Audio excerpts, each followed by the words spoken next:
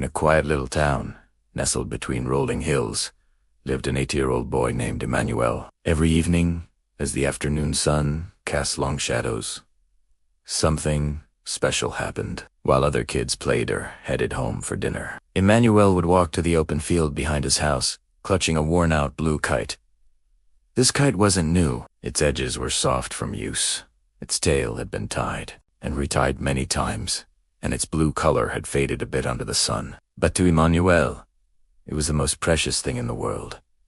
It had belonged to his father. The townspeople knew the sight well. The small boy, standing alone, letting his blue kite soar high above the rooftops, past the schoolyard swings, even higher than the old church tower. Sometimes, a gentle smile would grace his lips. Other times, he'd just stare at the sky, a quiet look of hope in his eyes, as if he was waiting for someone to answer him back. One evening, an elderly man who often walked by the field finally approached him. His voice was kind as he asked, "Son, why do you fly that same kite every single day?" Emmanuel didn't look away from the sky. His voice was soft, barely a whisper. "This is how I talk to my dad."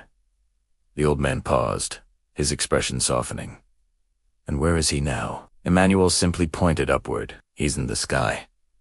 You see, Emmanuel's father had passed away the year before, but in the heart of this little boy, he wasn't truly gone. His dad had always told him that the wind carries everything you tell it, every secret, every wish. So every evening, Emmanuel sent his thoughts up into the breeze, carried by the kite. He trusted they would reach his father. Each day after school, he'd race to that same field. He'd tell the kite about the pictures he drew. He'd talk about his best friend at school and the funny things they did. He'd describe the way he missed his dad's deep, rumbling laugh. And sometimes, in the quiet moments, he'd talk about how lonely it felt without him. The old man, from then on, would watch from a distance. He never interrupted. He just stood there, a silent guardian, understanding the unspoken language between the boy and the sky. Then came an evening when the weather turned without warning. Dark, heavy clouds rolled in, and a fierce wind began to whip across the field. The string pulled taut in Emmanuel's hands. He tried to reel the kite in, to bring it back to safety, but the wind was too strong. It yanked and pulled, and with a sudden, powerful gust, it ripped the string from his grasp. "No, no, no," he cried, his small legs pumping as he ran after it.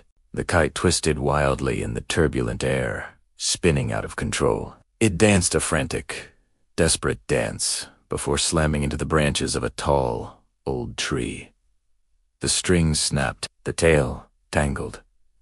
It was stuck. Emmanuel ran to the base of the tree, his heart pounding. He tugged at the lower branches, his voice cracking as he called for help, but no one was around. The kite, his precious kite, just hung there, broken and out of reach. And then, for the first time in a very long time, Emmanuel cried. Tears streamed down his face as he whispered to the trapped kite, "I'm sorry, Dad. I didn't hold it tight enough."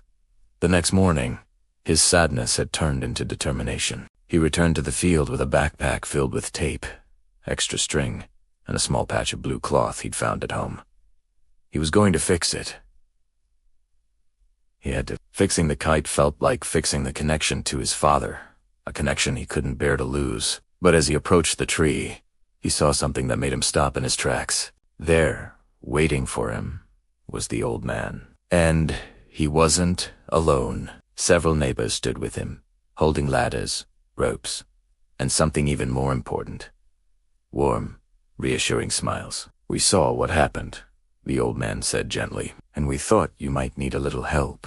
Together, they worked as a team. The neighbors steadied the ladder, and one of them carefully climbed up, untangling the kite from the gnarled branches. They brought it down, and Emmanuel held it close to his chest, almost afraid it might try to fly away again. He sat down in the grass and, with focused care, he repaired the torn parts himself. He patched the fabric, mended the frame, and tied the string back on, making extra strong knots this time. That evening, the world felt different. The wind was soft, a gentle caress instead of a violent force. Emmanuel stood in the middle of the field. He took a running start, his heart full of hope, and lifted the kite into the air. Slowly, Gracefully, it rose. Higher and higher and higher it climbed.